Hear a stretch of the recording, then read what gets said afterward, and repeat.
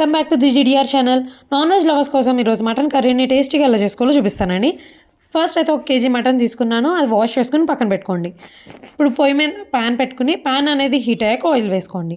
Oil కూడా heat అయ్యాక అందులో ఆనియన్స్ వేసుకోండి. నేనైతే 3 పెద్ద ఆనియన్స్ తీసుకున్నానండి. అందులోనే ఒక 7-8 పచ్చిమిరపకాయలు వేసుకోండి. ఇప్పుడు 1 నిమిషం అయ్యాక అందులోనే సాల్ట్ అండ్ పసుపు కూడా యాడ్ చేసుకోండి. మొత్తం బాగా మిక్స్ చేసుకుని ఆనియన్స్ అనేవి బాగా వేగేంత వరకు కలుపుకోండి. మనకు ఆనియన్స్ అనేవి మంచిగా వేగిపోయినాయండి. సో ఇందులోకి మనం మటన్ అనేది యాడ్ చేసేసుకుందాం. మటన్ వేసుకుని బాగా మిక్స్ చేసుకోండి. ఒక 5 మినిట్స్ అయ్యాక అప్పుడు మనం ఉప్పు అనేది వేసుకుందాం. ఇప్పుడు నేను ఇందులో సాల్ట్ వేసేస్తున్నానండి. నేను ఇందులో ఏ వాటర్ కూడా యాడ్ చేయట్లేదు. ఇందులోకి మసాలా ఎలా ప్రిపేర్ చేసుకోవాలో చూసేద్దాము.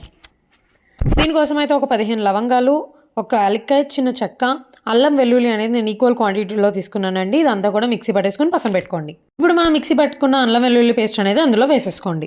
బాగా మిక్స్ చేసుకోండి. 2 స్పూన్లు ధనియాల పొడి కూడా యాడ్ చేసుకోండి. ఇదంతా కూడా బాగా మిక్స్ చేసేసుకోండి. నేను ఇందులో ఏ వాటర్ కూడా యాడ్ చేయట్లేదండి. ఎందుకంటే నేను తీసుకుంది లేత మటన్, అందుకని నేను వాటర్ అనేది యాడ్ చేయట్లేదు. నాకు మటన్లో వచ్చిన వాటర్ సరిపోతాయి. చూడండి, నాకు ఒక 5 మినిట్స్ అయ్యేసరికి అలా వాటర్ అనేవి వచ్చేసినాయి అండి. సో అందుకని నేను వాటర్ అనేది యాడ్ చేయలేదు.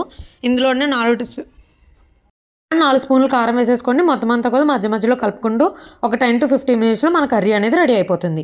లాస్ట్లో కొత్తిమీర అనేది వేసేసుకోండి. సో మన టేస్టీ మటన్ కర్రీ అనేది రెడీ. తినడానికి చాలా కలర్ఫుల్గా ఉంది కదా. సో ట్రై చేసి ఖచ్చితంగా నాకు కామెంట్ చేయండి టేస్ట్ అనేది ఎలా ఉందో. టేస్ట్ అయితే మాత్రం సూపర్ ఉంటుంది.